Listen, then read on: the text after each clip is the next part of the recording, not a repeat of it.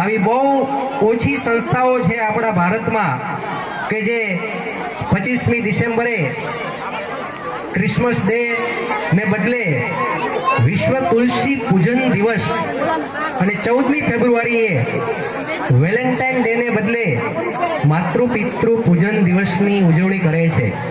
તમે ખરેખર નસીબદાર છો કે જ્યાં શિક્ષણ સાથે આજે સંસ્કારોનું સિંચન કરવાનો તમને અવસર મળેલો છે। આવી સંસ્થાઓ અત્યારે આંગણાના પેઢે ગણી શકાય એવી સંસ્થાઓ છે કે જેમાંની એક સંસ્થા તમે જે ગુરુકુળમાં અભ્યાસ કરો છો એ ગુરુકુળ છે।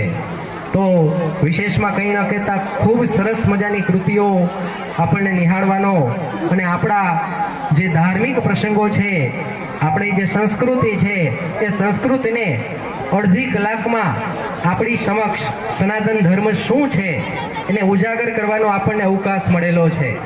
ખરેખર સનાતન ધર્મને આપણે નેવે મૂકી દીધો છે, પણ બહુ ઓછી સંસ્થાઓમાં આવા સરસ મજાના કે જ્યાં ગુજરાતી, હિન્દી કે બોલિવૂડના ગીતોને એક બાજુ મૂકીને આપણા ગુજરાતી ગરબાઓ, આપણા ગુજરાતી સાંસ્કૃતિક ધર્મ સાથે જોડાયેલા ગરબાઓને સંલગ્ન કરીને નાના નાના બાળકોએ ખૂબ ઓછા સમયમાં આવી સરસ મજાની કૃતિઓ તૈયાર કરેલી છે।